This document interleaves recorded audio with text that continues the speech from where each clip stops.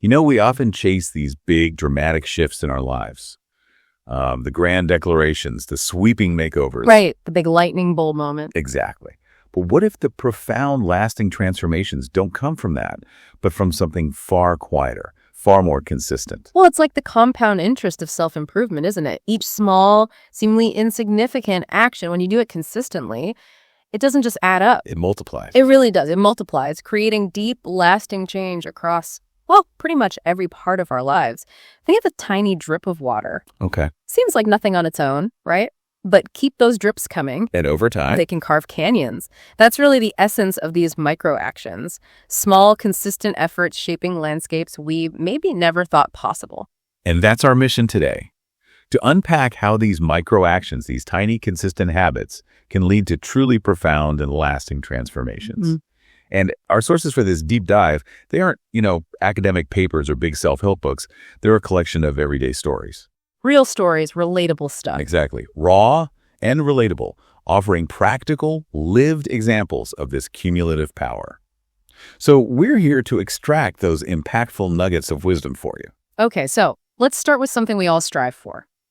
Personal growth and well-being.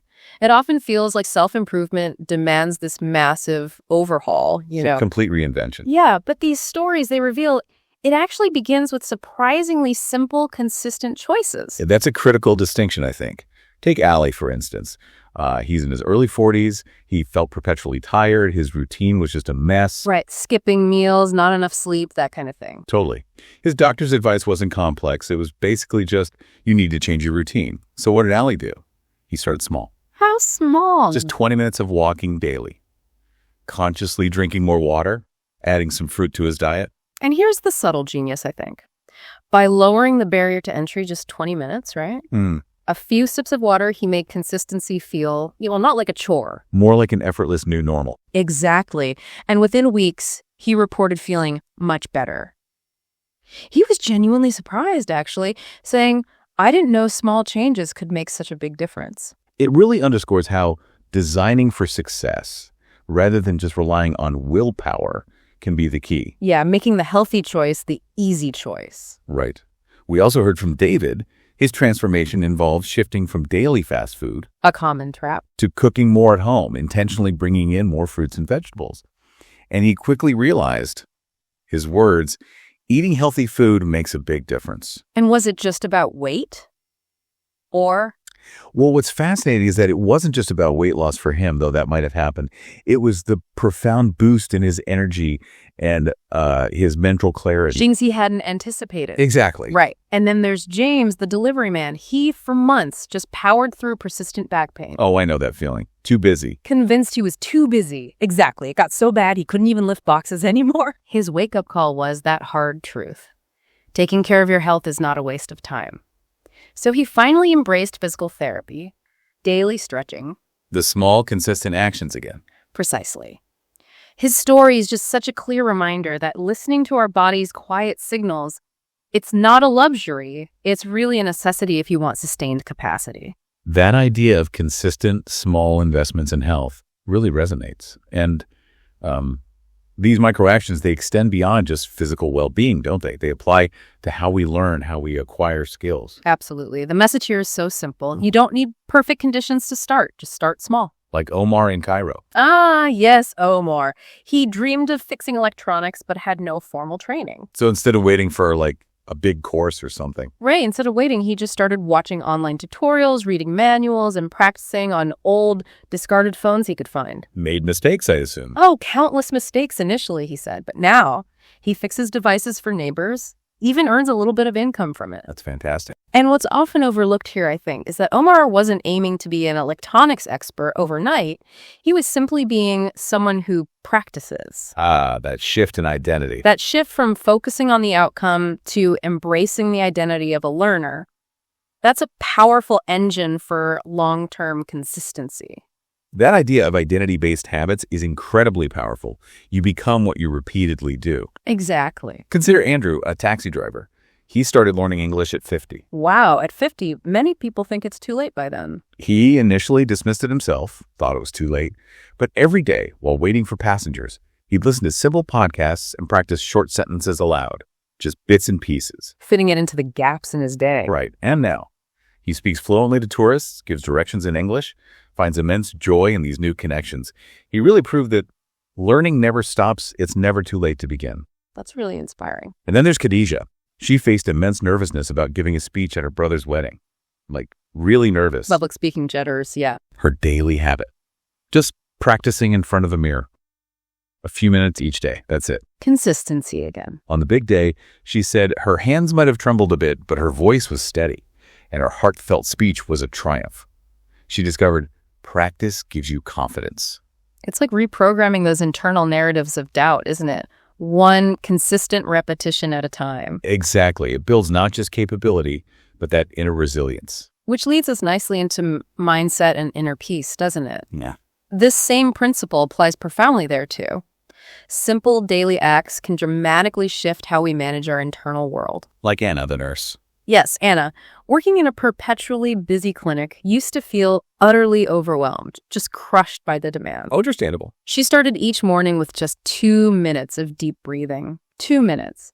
And writing down her top 3 goals for the day. Tiny action. Tiny actions.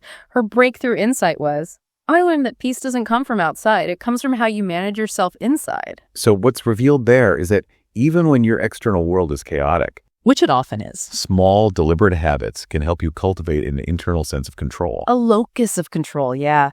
And that's exactly what Sophie, a graphic designer, found too.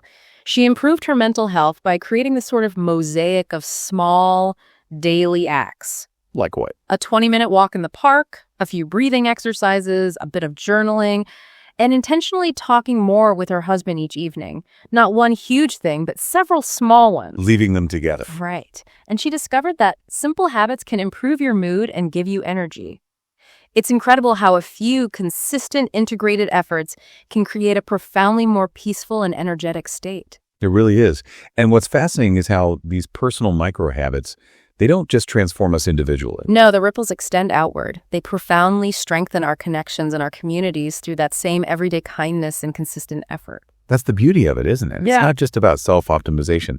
It's about enriching relationships. Think about Sarah and her husband Hassan. They were constantly misunderstanding each other, lots of friction, until they committed to short evening conversations. How short? Just 5 minutes sometimes, just to connect and clarify things from the day. Building that intentional space. Exactly. And they found that even a few kind words each day can bring peace and understanding.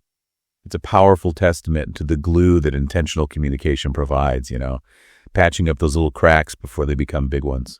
That really raises an important question for us. How do we embed these values in the next generation? Good question. Robert and Hannah, for example, they teach kindness not through lectures. Kids tune those out, right? Right, by example. By example, their daughter, Lily, saw her mom looking tired after work one day, and she spontaneously brought her a cup of water. Oh, that's sweet. And Lily said, "You always take care of me. Today I want to take care of you." Hannah was deeply moved. Lily had just observed and internalized it. The silent curriculum.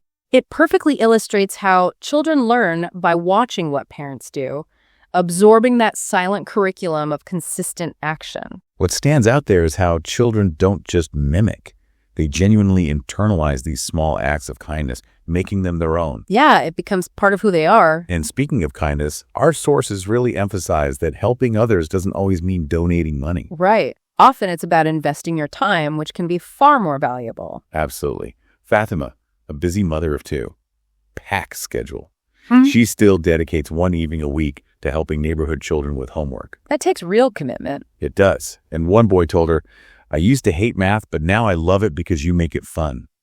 Fatima just smiled, recognizing that we all have something we can give, even if it's just a little bit of our time. Her gift wasn't just the math help, it was her presence, her patience. Her belief in them. Yeah. And then there's Olivia, the university student. She regularly visits Mr. Johnson, an elderly man living alone. She helps him with shopping sometimes, but more importantly, she just listens to his stories. The listening part is huge. Huge. Olivia shared, "Spending 1 hour with him helps me more than watching videos. I learn about life, history, and kindness." It shows how giving your time to older people is a beautiful way to learn and show respect. That intergenerational exchange, so valuable. Incredibly valuable. We also heard from Mark, who consistently helps his elderly neighbors carrying groceries, mowing lawns, simple things. Neighborly thing. Exactly, showing how those small acts of kindness can make a big difference in weaving together the fabric of a community. It's true. What's truly fascinating is how these consistent small acts just weave into the very essence of relationships and community. Fostering connection, mutual respect. And this dedication to clarity, it also extends to communication itself. How so? Well, take Samuel. He moved from a small village to the city, spoke English well, but often too fast, especially when he got nervous. Yes, speed versus clarity. Right. He started a simple habit. Every evening, he'd practice speaking slowly and clearly, reading stories aloud, recording his voice to hear himself. Self-correction. Smart. Very. His coworkers soon noticed a dramatic improvement in his clarity. And he realized, it's not about big words, it's about clear words.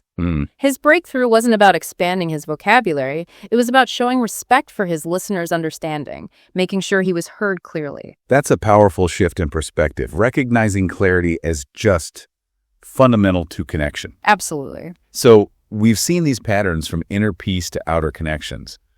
It seems like they permeate everything. Let's explore how they bring surprising order to the more practical sides of life, finances, home, career. Right, the nitty-gritty. Financial wellness is a prime example of this cumulative power of small, disciplined habits. Sophia and Mark, remember them, after their second child arrived, things got tight. Felt the pinch. They did, so they made a conscious decision. Cut out the daily coffee shop runs, commit to cooking more meals at home, save the leftovers, simple stuff. Sounds simple, but consistency is the hard part. That's always the challenge. But here's where the compounding effect really paid off. One day, boom, their washing machine broke. Oh no. Unexpected expense. Major unexpected expense. But they didn't panic. They just used their accumulated savings from the coffee money, the home cooking, to buy a new one. The buffer was there. Exactly. And Sophia's insight was profound. It feels so good to be ready when problems come. That simple, consistent habit of saving didn't just create a financial cushion. It built peace of mind. Deep peace of mind. Similarly, David, who saved diligently for a new computer making coffee at home, meticulously budgeting, he learned that saving money needs patience and discipline. It's about that consistent, purposeful sacrifice, isn't it? For the long-term gain. It is. It's less about grand financial maneuvers and more about that unwavering rhythm of disciplined choices. And it's the same with home and work organization. Okay, like Rachel. Yes, Rachel, the mother of 3. She often felt her house was just a constant source of stress, sort of mirroring the chaos she felt inside. Relatable for many parents, I bet. Very. She implemented a simple plan. Clean just one room each day. Not the whole house, one room.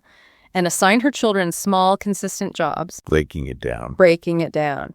And she soon found, when my home is clean, my mind is also clear. It's about reducing that cognitive load by creating order in your physical environment. That mental clarity from an organized space is so important. And Yusuf, the delivery driver. Yusuf. He used to frequently run late, miss deliveries, felt constantly behind schedule. Stressful job. Very. He decided to implement a simple daily habit. Every morning, write down each task and allocate specific times. Plan the day. Proactive planning. Exactly. Now he's consistently on time, even finishes work earlier sometimes. He feels like he's gained control of my day, reclaiming agency. That sense of control is huge. And James, the software engineer working from home, that's a common challenge now. It is, maintaining focus without the office structure. He consistently adhered to a strict schedule, maintained a quiet, dedicated workspace, and took short, timed breaks. Building his own structure. Building his own disciplined boundaries. He proved that with good habits, it is possible to stay productive, even in flexible environments. It shows how a structured approach, even with seemingly minor adjustments, can bring real order to chaos. Profound order sometimes. Finally, let's consider how small habits foster patience and openness when we have to embrace change and new experiences. Especially when life throws a curveball. Like Henry and his bookstore. Exactly. Henry had poured 15 years into his beloved bookstore. Then, suddenly, it closed. He felt utterly lost. Devastating. Totally. But a friend suggested a local library needed help. He took the job. And though it was different, it was still deeply connected to his lifelong love of reading. Finding a new path within his passion. Right. Henry later reflected, losing the bookstore hurt, but it helped me find something new. sometimes change opens. His story isn't just about finding a new job, it's about reframing disruption as an opportunity. An opportunity for reinvention. Precisely. So what does this all mean for us? I guess it means even the most difficult changes can unlock unexpected opportunities if you approach them with patience and an open mind. Absolutely. And Michael and Laura's first trip abroad is another great example of that openness. Okay. They visited a new city, barely speaking the local language. Huge potential for stress, right? Definitely. But they navigated it with consistent smiles, simple gestures, and a handful of basic phrases they practiced. Leaning into the experience. Leaning in. Michael shared, meeting people like this makes travel special. They learned that travel gives us chances to see new things, meet new people, and learn about different cultures. It's about the humility and joy of embracing the unknown, isn't it? Taking those small, consistent steps into discomfort. And allowing curiosity to lead. Indeed, the cumulative power of daily habits, as we've explored through all these diverse stories, it's truly profound. It really seems to be. Consistent small efforts, whether it's walking a few minutes, having a short chat, setting aside a little money, or just practicing clarity in speech. They all build strong foundations. Foundations for health, relationships, practical success. Everything. These aren't grand, life-altering events most of the time. They are the steady, quiet, often overlooked work of consistent action, just compounding over time. So, as you, our listener, reflect on your own life and what you've heard today, maybe think about what small, manageable habit could you introduce or adjust, starting today. What tiny, consistent action could you take to begin building towards a bigger goal, or maybe a desired transformation? And perhaps more importantly, what will be your approach to that small step? Will you try to design it for effortless consistency? Will you embrace the identity it helps you become? Or just trust the compound effect to work its quiet magic? Something to think about. Definitely. That seemingly insignificant action might just be the most important one you take this week, this month, or even this year.